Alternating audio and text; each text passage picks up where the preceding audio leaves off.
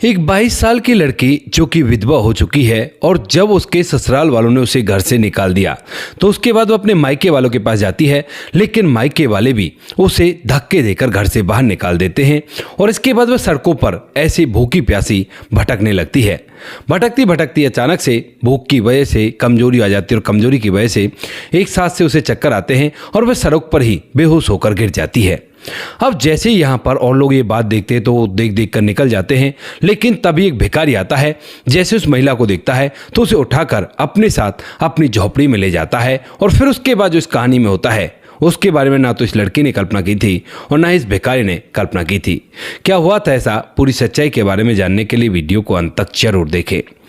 नमस्कार दोस्तों, मेरा नाम है जीतू और आप लोग देख रहे हो ब्रेन डिमांड चैनल। वीडियो को ज़्यादा से ज़्यादा शेयर करें और चैनल को सब्सक्राइब करना ना भूलें ताकि मेरा हौसला बढ़ता रहे। केरल के तिरुपुर की जो ये घटना है, वहाँ उस शहर के अंदर एक लड़की रहा करती है जिस लड़की का नाम सलोनी होता है। सलोनी जो कि देखने में बेहद ही खूबसूरत है और बचपन से ही यहाँ पर उसकी जो खूबसूरती के चर्चे हैं वो पूरी रिश्तेदारियों में कह लो या फिर अड़ोस पड़ोस में कह लो खूब जोर से हुआ करते हैं।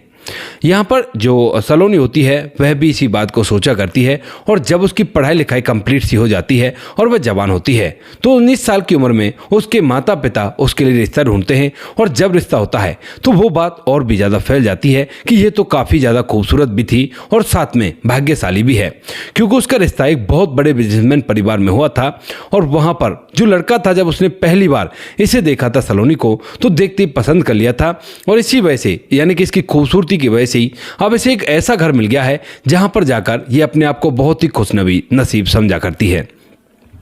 वहां पर रहने लगती है पति के साथ और धीरे धीरे समय बीतता है। समय के साथ साथ इसका जो पति होता है उसे बहुत ज़्यादा प्यार किया करता है, लेकिन घर वाले कहीं तक इस रिश्ते से राजी नहीं थे क्योंकि उनके लेवल का घर नहीं था। इसके बाद भी वो उसे घर के अंदर रखता रहता, उसका जो पति होता है। और धीरे धीरे जब इनकी शादी को लगभग 3 साल होते हैं तो 3 साल बाद अचानक से एक रोड हादसे में उसका जो पति होता है वह इस दुनिया को छोड़कर चला जाता है। पत्नी सलोनी फूट फूट कर रोने लगती है। उसकी जितनी भी अच्छी किस्मत थी वो शायद सारी की सारी धरी के धरी रह गई थी और वो हॉस्पिटल में बैठकर बिलख बिलख कर रोने लगती है कि अब उसका पति चला गया, अब क्या होगा, अब उसे क्या करना चाहिए। लेकिन फिर भी उसके बाद पति का अंतिम संस्कार होता है और धीरे धीरे जैसे कुछ दिन इन बातों को बीतते हैं तो उसके बाद जो घर वाले होते हैं वो उस पर ब्लेम लगाना चालू कर देते हैं कि तू ही अभागी है जिस वजह से हमारा बेटा चला गया और तू ही खा गई हमारे बेटे को। यहाँ पर लड़की जो होती है वो काफ़ी ज़्यादा परेशान रहती है और उनसे कहने की भी कोशिश करती है कि मेरा इसमें क्या दोष है, लेकिन वो इसकी एक बात सुनने के लिए तैयार नहीं होते हैं और उसे बुरी तरह से टॉर्चर किया करते हैं। जब ये टॉर्चर कुछ ज़्यादा ही बढ़ जाता है तो एक दिन जो सलोनी है वो कुछ बात कह देती है अपने ससुराल वालों से और उसके बाद जो ससुराल वाले होते हैं वो एकदम से इतने नाराज़ हो जाते हैं कि धक्के देकर उसे घर से बाहर निकाल देते हैं। सलोनी जो होती है उसकी आंखों में आंसू तो थे, लेकिन फिर अब उसका जो स्वाभिमान होता है वो जाग आता है और वो कहती है कि ठीक है, तुम लोग नहीं रखोगे तो मेरे घर वाले तो रखेंगे। ऐसा कहकर वह वहाँ से तो चली जाती है। लेकिन जैसे अपने घर पहुँचती है यानी कि अपने मायके में, तो वहाँ पर जो उसके माता पिता होते हैं और उसके जो भैया होता है वह लोग उसे रखने से मना कर देते हैं। कहते कि सच में ही तू तो मनहूस है और इसी वजह से उस घर में इतनी बड़ी घटना हो गई और तू यहाँ पर मत आ। हालांकि जो सलोनी की माँ थी वह ऐसा कहना नहीं चाहती थी, लेकिन भाई और पिता के सामने ये बात नहीं चलती है क्योंकि फिलहाल घर के अंदर भाई कमाया करता था और भाई कैसे भी इसे अपने यहाँ पर नहीं रखना चाहता था क्योंकि हर इंसान का खर्च बढ़ता है और उसके पास इतने पैसे शायद नहीं थे सलोनी को घर में रखने के। वह अपनी बहन को धमकाकर दरवाजे से ही वापस भेजने के लिए कह देता है, लेकिन सलोनी कहती है कि तुम्हारे कहने से कुछ भी नहीं है, मेरी माँ को बुलाओ, अगर माँ बोल देगी तो मैं यहाँ से चुपचाप चली जाऊँगी। उसके बाद जो भाई होता है वह अंदर से माँ को लेकर आता है बताकर कि तुम्हें उसे यहाँ पर रहने के लिए नहीं कहना है क्योंकि मुझ पे इतना पैसा नहीं है। अब जो माँ होती है उसकी आंखों में आंसू तो होते हैं, लेकिन फिर भी वो कह देती है कि बेटी यहाँ पर अब तेरा कुछ भी नहीं है, चली जा तू यहाँ से, जहाँ तेरा राम ले जाए वहाँ पर चली जाना। ऐसा कहकर जो माँ होती है वह भी उसे वहाँ से निकाल देती है और उसके बाद सलोनी की आंखों में आंसू तो होते हैं, लेकिन अब उसके पास कोई ऐसी जगह नहीं होती जहाँ पर वह अपने जीवन को व्यतीत कर सके और आराम से अपनी ज़िंदगी को पार कर सके। धीरे धीरे लगभग 1 से 2 दिन बीतते हैं। 1-2 दिन तक उसने कुछ भी नहीं खाया था और इसी तरह से बदहवास सी इधर उधर घूमती रहती है और जहाँ पर भी उसे जगह मिल जाती वहाँ पर वह आराम कर लिया करती और फिर दोबारा से आगे की तरफ चल जाया करती। यानी कि 2-3 रातें उसने ऐसे ही बिताई हैं, या तो कहीं पुल के नीचे कोई छाँव का जगह हो वहाँ पर, या फिर कहीं मंदिर में या किसी धर्मशाला में वहीं पर लेट गई हो। और उसकी हालत भी काफ़ी ज़्यादा खराब हो रही थी, कपड़े भी एक तरह से मैले कुचैले हो गए थे। और उसके बाद जब वह एक दिन यानी कि तीसरे या चौथे दिन जब वह ऐसी बदहवास सी हालत में एक सड़क के सामने से घूम रही थी, निकल रही थी, तो उसी दौरान वहाँ पर उसको चक्कर आते हैं और चक्कर खाने की वजह से वो एकदम से धड़ाम से ज़मीन पर गिर जाती है और गिरने की वजह से बेहोश भी हो जाती है। अब जैसे वो बेहोश होती है, उसके फटे पुराने मैले कुचले से कपड़े हैं और उन कपड़ों को देखकर ये और लोग जो होते हैं वो सोचने लगते हैं कि हो सकता है शायद कोई बेकारण हो और वैसे ही यहाँ पर लेटी हुई हो। और ऐसा सोचकर सभी लोग आगे की तरफ चले जाते हैं। लेकिन तभी ये सब कुछ यानी कि वो जिस तरह से गिरी थी वो एक व्यक्ति देख रहा था जो कि एक मंदिर पर भिखारी था, यानी कि मंदिर की सीढ़ियों में बैठकर वह भीख मांगा करता था और उसकी उम्र लगभग 32 साल या 30 साल रही होगी। वह जब ये सब कुछ देखता है तो देखने के बाद एकदम से उसके पास आता है, उसे होश में लाने की कोशिश करता है और उसका हाथ पकड़कर चेक करता है। अब जैसे वो चेक करता है तो उससे ना जाने कैसे महसूस होता है कि शायद इसकी कमजोरी हालत है और इसी वजह से ऐसा हो गया है। तो इसी वजह से वह उसे अपने साथ गोद में उठाता है और वहां से थोड़ी दूर उसकी एक झोपड़ी थी जिसमें वो रहा करता था और उसके अंदर ले जाकर लेटा देता है। लेटाने के बाद वह उसके पानी वगैरह पिलाता है, जो कुछ भी मतलब उसे करना होता है वो करता है और उसके लिए खिचड़ी बनाने लगता है। लेकिन तभी जो सनोली होती है उसकी आंख खुलती है और आंख खुलने के बाद जैसे वो देखती है कि वो किसी की झोपड़ी में है तो एकदम से खड़ी होती है और खड़ी होकर देखती है कि ये तो शायद कोई भिखारी है, क्योंकि कपड़ों से ही ऐसा लग रहा था। तो उसके बाद वो कहने लगती है कि तुम मुझे यहाँ पर क्यों लेकर आए हो। तो उसके बाद वो कहता है कि देखो टेंशन मत लो, मैं तुम्हें केवल इसलिए लेकर आया हूँ क्योंकि तुम्हारी हालत काफ़ी ज़्यादा कमज़ोर थी और तुम्हें कुछ खाने की ज़रूरत है। तो मैंने कुछ नींबू पानी वगैरह तुम्हें पिलाया है और अब इससे तुम्हें थोड़ी और एनर्जी आएगी जो मैं तुम्हें खिला रहा हूँ। ये तुम्हारे लिए मैं खिचड़ी बना रहा हूँ। अब इस बात को सुनकर उसे लगता है कि शायद ये अच्छा इंसान है और इसीलिए मुझे यहाँ पर ले आया है। उसके बाद वह डरी सहमी सी बैठी तो रहती है, लेकिन अब कम से कम उसके सर पर छत तो है जिसमें वो रह सकती है और इसीलिए चुपचाप रह जाती है। यहाँ पर जो ये भिखारी होता है ये उससे कहता है कि ये लो खिचड़ी खा लो, बनाकर उसे दे देता है और इसके बाद सलोनी उस खिचड़ी को खा लेती है, क्योंकि उसके जो भूख थी वो काफ़ी ज़्यादा लगी हुई थी और कई दिनों से उसने ढंग से तो खाना खाया नहीं। किसी मंदिर पे कोई प्रसाद मिल जाए उसे खाकर गुजारा कर लिया और पानी पीकर गुजारा कर लिया और इसी वजह से वो बेहोश हो गई थी। तो उसके बाद जब वह खिचड़ी खा लेती है तो यहाँ पर जो ये भिखारी होता है उसकी हालत को देखकर समझ गया था कि इसका कोई अपना घर नहीं है। तो उससे कहता है कि अगर तुम चाहो तो यहाँ पर रह सकती हो, इस घर में तुम्हारे रहने से कोई भी दिक्कत नहीं है। ऐसा कहकर वह वहां से जाने लगता है, लेकिन तभी सलोनी को उसका जो चेहरा होता है वो जाना पहचाना सा लगता है। उसके बाद जैसे ही वो जाने लगता है तो वो कहती है कि कृष्णा। अब जैसे ही वो ये नाम सुनता है जो भिखारी था वो एकदम से ठहरता तो है, लेकिन तभी कहता है कि कौन है कृष्णा।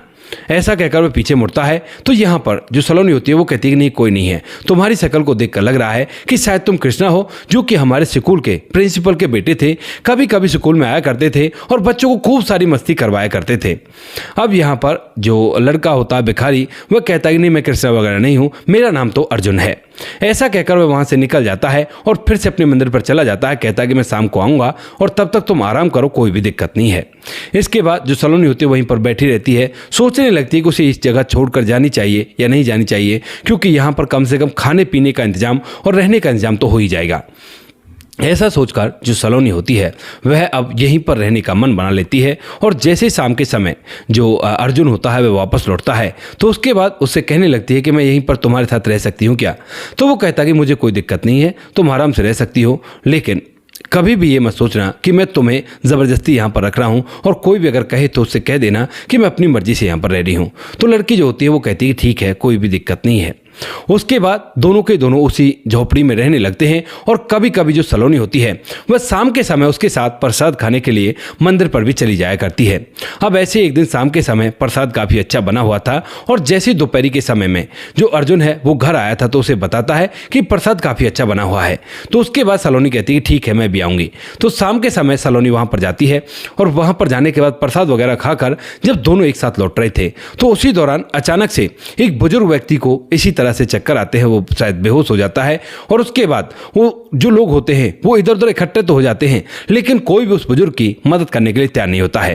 तभी जो अर्जुन होता है वो एकदम से वहां पर आता है, उसकी नब्ज वगैरह देखता है और देखने के बाद एकदम से उन लोगों से कहता है कि इन्हें ना दिल की बीमारी हुई है और फौरन से एम्बुलेंस बुलाओ। अब उसके बाद जो लोग होते हैं उनमें से कोई एम्बुलेंस को फोन कर देता है और अर्जुन खुद उठाकर उसे उस एम्बुलेंस में बिठा देता है। लेकिन जैसे ही बिठाकर वो वापस लौट रहा था तो तभी जो एम्बुलेंस के अंदर एक जो डॉक्टर होता है वह अर्जुन का चेहरा देखता है और कहने लगता है कि सर आप यहाँ पर क्यों। अब जैसे ही वो ये बात कहता है तो यहाँ पर अर्जुन उसकी तरफ आंखों से इशारा करता है और उसके बाद इस बात को बंद कर देता है। लेकिन सलोनी वहीं पर खड़ी होकर ये सारा कुछ देख रही थी और जैसे वो देखती है तो अब उसका जो शक था वो यकीन में बदलने लगता है, क्योंकि इसकी शक्ल उनके प्रिंसिपल के बेटे से ही मिल रही थी। और यहाँ पर जो उनका प्रिंसिपल का बेटा था वह डॉक्टर भी बन चुका था उसी टाइम पर जब ये लोग स्कूल में पढ़ा करते थे। अब यह बात देखकर यहाँ पर जो अंजलि होती है, जो सलोनी होती है, वह मन ही मन सोचने लगती है कि सच में ये प्रिंसिपल का बेटा है। और इसके बाद घर पर जाकर, यानी कि जैसे अब घर पर चले जाते हैं, आज तो शाम को एक साथ लौटते हैं, यानी कि जो लड़का था वो अलग बिस्तर पर लेट जाता है और जो महिला होती है वो अलग बिस्तर पर लेट जाती है। लेकिन दूसरे दिन जैसे ही जो अर्जुन होता है वो भीख मांगने के लिए मंदिर पर जाता है तो उसी दौरान वो उसके जो झुग्गी थी, झोपड़ी थी, उसकी तलाशी लेती है और तलाशी के दौरान उसे एक एल्बम मिल जाती है, जिस एल्बम के अंदर उसका फोटो था, उसकी पत्नी का फोटो था, साथ में उसके बच्चे का भी फोटो था और माता पिता का भी था। अंजलि जो होती है वो पहचान लेती है, सलोनी जो होती है वो पहचान लेती है कि यह तो हमारे प्रिंसिपल का ही बेटा है। और उसके बाद जैसे ही शाम के समय, दोपहर के समय, यानी कि जो लड़का अर्जुन होता है वह आता है तो वो कहने लगती है कि तुम झूठ क्यों बोल रहे हो, तुम कृष्णा ही हो ना। अब इस बात को सुनकर यहाँ पर जो लड़का होता है वह फिर से मना करता है, लेकिन तभी वह एल्बम को उसके आगे कर देती है। कहती है कि देखो मैं तो चलो झूठ बोल सकती हूँ, लेकिन ये एल्बम तुम्हारे पास कैसे आई अगर तुम कृष्णा नहीं हो तो। अब इस बात को सुनते ही यहाँ पर जो अर्जुन होता है उसकी आंखों में आंसू आ जाते हैं जब इसे सच्चाई पता चल गई है। तो उसके बाद वह पूछने लगता है कि तुम कौन हो, तो वह बताती है कि मैं सलोनी हूँ। अब तक अर्जुन ने उससे एक बार भी ये नहीं पूछा था कि तुम यहाँ पर कैसे हैं, तुम्हारी हालत ऐसी कैसे है, और वह उससे ज़्यादा बात नहीं किया करता था, बस काम से काम रखता था और वह तो अपने साथ साथ उसकी केवल मदद कर रहा था।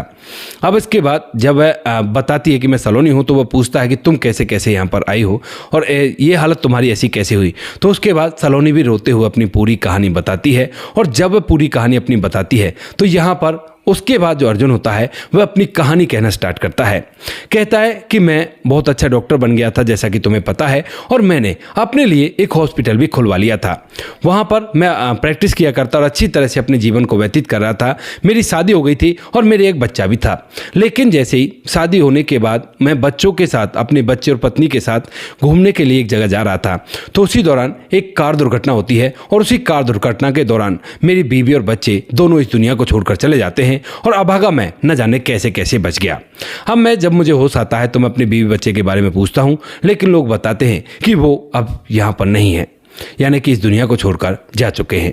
इस बात को सुनकर मेरे पैरों तले से ज़मीन खिसक जाती है और उसके बाद मन ही मन मुझे लगने लगता है कि अब इस ज़िंदगी में जीकर क्या फ़ायदा है, इससे अच्छा तो मैं अपने आप को इस दुनिया से विदा कर लेता हूँ।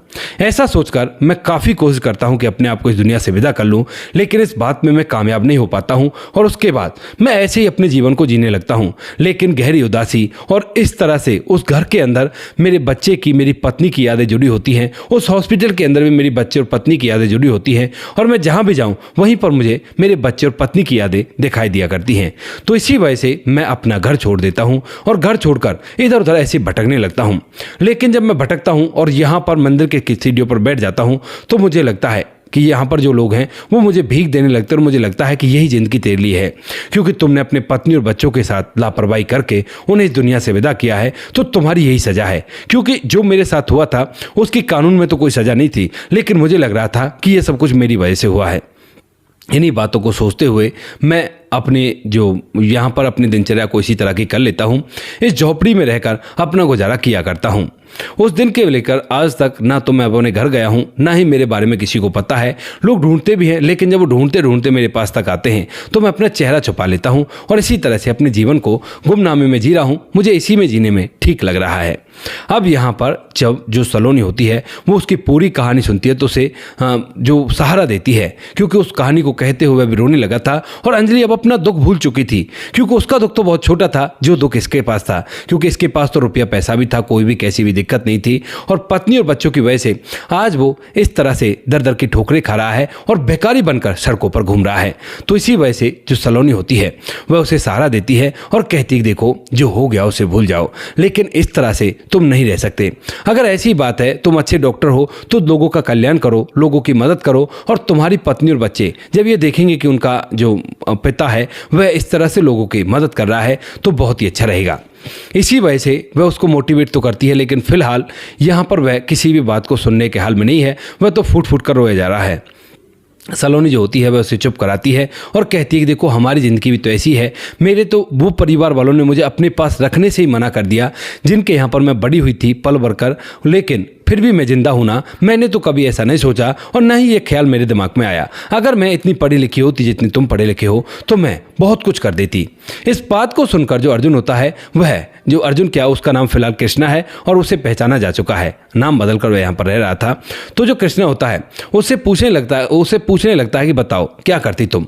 तो वो कहती है कि अगर मुझे डॉक्टरी आती ना तो मैं कुछ लोगों का फ्री में इलाज किया करती, कुछ का पैसों से इलाज किया करती, जो पैसे देने में समर्थ हैं, और बहुत ही अच्छी तरह से उन लोगों की सेवा किया करती। क्योंकि इस संसार में एक से एक दुखी आदमी है, कुछ लोग तो ऐसे जिनके पास इलाज के पैसे भी नहीं होते और वह इस दुनिया को छोड़कर चले जाते हैं। अब तुम्हारे हाथों में हुनर है लेकिन तुम उस चीज़ का इस्तेमाल ही नहीं कर रहे। अब इस बात को सुनकर जो अर्जुन होता है उसे भी, अर्जुन क्या कृष्णा, फिर से मैं नाम बार बार अर्जुन ले रहा हूँ, तो जो कृष्णा होता है उसे भी लगता है कि शायद सलोनी ठीक कह रही है। और इसके बाद जो सलोनी होती है उसके कहे अनुसार जो कृष्णा होता है वह अब दोबारा से अपने फील्ड में लौटने का फैसला करता है। जैसे ही वह अगले दिन अच्छी तरह से अपनी सेविंग वगैरह करके एक हॉस्पिटल में जाता है और वहाँ पर बताता अपने बारे में, तो उसे सभी लोग जाना करते हैं, क्योंकि यहाँ पर पहले भी जो कृष्णा था वह लोगों की मदद तो कर ही दिया करता था। यानी कि कोई दुखी आदमी उसे ऐसा लगा करता जिसके पास पैसे वगैरह नहीं है तो उसकी दवाइयों से और जो हॉस्पिटल का बिल था उन सभी से उसकी अच्छे से मदद कर दिया करता है। और इसी तरह से उसे लोग अच्छी तरह से पहचाना करते हैं कि भाई बहुत अच्छा डॉक्टर है, किसी के साथ भी गलत नहीं करता। यहाँ पर उसे पहली बार में हॉस्पिटल में काम मिल जाता है और जैसे वो हॉस्पिटल में काम करने लगता है तो उसके बाद यहाँ पर जो लड़की होती है सलोनी, वह भी उससे कहने लगती है कि मुझे भी क्यों ना उसी हॉस्पिटल में लगा लो, अगर लगा लेते हो तो उसके बाद उसकी पढ़ाई लिखाई के आधार पर उसे भी हॉस्पिटल में लगा लिया जाता है और दोनों के दोनों उस हॉस्पिटल में काम करने लगते हैं। लेकिन जैसे ही जो कृष्णा होता है दोबारा से मार्केट में आता है तो यहाँ पर यह खबर उसके परिवार वालों तक भी पहुँच जाती है और वो लोग उसे लेने के लिए आने लगते हैं। कहते हैं कि बेटा हमारे साथ चलो, हमारे साथ रहो, लेकिन वो फिलहाल उनसे मना करने लगता है। और तभी जो सलोनी है वो कहती है कि क्यों साथ क्यों नहीं जा रहे, बेशक से चले जाओ। तो वो कहता है कि फिर तुम तो अकेली रह जाओगी, लेकिन वो कहती है कि कोई बात नहीं, मैं भले ही अकेली रह जाऊं लेकिन तुम चले जाओ। उसके बाद अर्जुन जाने के लिए तो तैयार हो जाता है, लेकिन उससे कहता है कि तुम्हें भी मेरे साथ चलना होगा, उसके बाद ही मैं घर पर रह सकता हूं।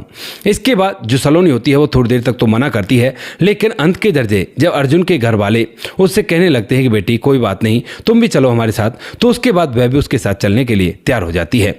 यहाँ पर सलोनी और अर्जुन एक ही घर के अंदर रहा करते हैं और धीरे धीरे समय बीतता है। समय के साथ साथ यहाँ पर एक दिन अचानक से क्या होता है, जो सलोनी का भाई होता है वह उसे ढूंढते ढूंढते उसी घर पर सुबह सुबह पहुंच जाता है और वहां जाकर अपनी बहन सलोनी को आवाज लगाने लगता है। अब जैसे सलोनी बाहर निकलती है तो उससे कहने लगता है कि बहन, माँ की तबीयत बहुत ज्यादा खराब है और शायद उनका अंतिम समय चल रहा है और तुम्हें मेरे साथ चलना होगा। इस बात को सुनकर सलोनी जो होती है वो मना कर देती है, कहती है कि नहीं, मैं तुम्हारे साथ नहीं चलूंगी। लेकिन तभी वहां पर जो लड़का होता है उसका, जिसके साथ वो रह रही थी, डॉक्टर साहब, वह आ जाता है और उसे आते ही जो उसका सलोनी का भाई होता है वह उसके चेहरे को देखकर एकदम से हैरान हो जाता है और कहने लगता है कि सर आप यहाँ पर क्या कर रहे हो। तो उसके बाद वो कहने लगता है कि ये मेरा घर है और यहीं पर मैं रहा करता हूँ और तुम्हारी एक बहन है तो ये मेरे भी साथ रहा करती है। इस बात को सुनते ही यहाँ पर वो एकदम से उनके पैर पकड़ता है और कहने लगता है कि मुझे माफ़ कर दो, यानी कि जो डॉक्टर साहब हो उनसे माफ़ी मांगता है। लेकिन तभी जो डॉक्टर साहब होते हैं वो कहते हैं कि भाई मुझसे माफ़ी क्यों मांग रहे हो। तो उसके बाद यहाँ पर वो कहता है कि आपसे माफ़ी इसलिए मांग रहा हूँ क्योंकि मेरी बहन ने आपको मेरे बारे में सब कुछ बता दिया होगा और मैंने अपनी बहन के साथ गलत किया है, जबकि आपने मेरे साथ बहुत अच्छा किया था। अब इस बात को सुनकर सलोनी हैरान हो जाती है, लेकिन तभी जो अर्जुन होता है वो कहता है कि मुझसे नहीं, अपनी बहन से माफ़ी मांगो अगर तुमने गलत किया है तो, क्योंकि उसने तो मुझे ऐसा कुछ भी नहीं बताया। उसने तो ये कहा था कि मेरे मायके वाले भी मुझे अपने साथ नहीं रख रहे। रहे। इसके बाद वह अपनी बहन की तरफ देखता है और एकदम से अपनी आंखों में आंसू ले आता है और उसके पैर पड़कर रो रो कर उससे माफी मांगने लगता है। बहन जो होती है वह भी अपनी आंखों में आंसू ले आती है और उसके बाद कहने लगती है कि भैया मैंने तो तुम्हें माफ कर दिया, लेकिन ये बताओ इन्होंने तुम्हारे साथ क्या एहसान कर रखा है। तो वह बताता है कि तुम्हें याद होगा एक बार मेरी बेटी बीमार हुई थी। तो सलोनी कहती है कि हाँ याद है, तो उस टाइम पर मेरे पास पैसे नहीं थे और जो बीमारी थी वो काफ़ी ज़्यादा गंभीर थी, ज़्यादा ही पैसे उसमें लगने थे। तो उसी समय इन्हीं डॉक्टर साहब ने मेरी बेटी का इलाज किया था और इसी वजह से मैं इन्हें जाना पहचाना करता हूँ। उसके बाद जो सलोनी होती है वह उसे माफ़ करती है। दोनों बहन भाइयों के जितने भी मनमुटाव थे वो दूर हो जाते हैं और उसके बाद सलोनी जो कृष्णा होता है उसके कहने पर उसके साथ जाने के लिए तैयार हो जाती है। लेकिन कृष्णा कह देता है कि देखो एक बार मिलकर वापस से यहीं पर आ जाना, और उसके भाई से भी कह देता है। वह कहता है कि यहाँ पर ये नौकरी लगी हुई है, कोई भी दिक्कत नहीं है। भाई भी ऐसा ही करता है। लेकिन जब वो दोनों एक साथ रहते हैं तो अड़ोस पड़ोस वाले बातें बनाने लगते हैं, और जैसे ये बातें कृष्णा के दिमाग तक पहुँचती हैं, उसके कानों तक पहुँचती हैं, तो उसके बाद एक दिन वो सलोनी से कहने लगता है कि देखो सलोनी, उम्र तो मेरी तुमसे काफ़ी ज़्यादा है, लेकिन फिर भी अगर तुम चाहो तो मुझसे शादी कर सकती हो, क्योंकि मेरा भी इस दुनिया में कोई भी नहीं है और तुम्हारा भी कोई नहीं है। ये मैं वैसे नहीं कह रहा क्योंकि यहाँ पर अड़ोस पड़ोस वाले बातें बना रहे हैं, और तुम जब मेरे साथ होती हो तो मुझे लगता है कि संसार की सारी हिम्मत मेरे पास है और तुम्हारी वजह से मैं दोबारा से घर लौट पाया हूँ। इस बात को सुनकर यहाँ पर उसके घर वाले भी तैयार होते हैं, यानी कि जो कृष्णा होता है उसके घर वाले भी तैयार होते हैं, और जो सलोनी होती है वह भी इस बात के लिए मना नहीं कर पाती है क्योंकि उसने उसे सहारा दिया है, इतने बड़े घर में रख रहा है, तो वह भी इस बात के लिए हामी भर लेती है और सभी लोगों की मौजूदगी में साधारण तरीके से उन दोनों की शादी हो जाती है और आज वो लोग एक हंसी खुशी जीवन व्यतीत कर रहे हैं।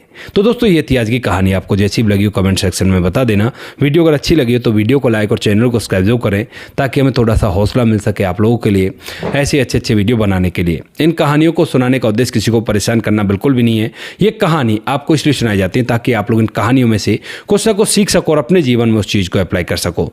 मिलते हैं किसी नेक्स्ट वीडियो नए टॉपिक के साथ, तब तक के लिए जय हिंद, जय भारत, जय हिंदुस्तान।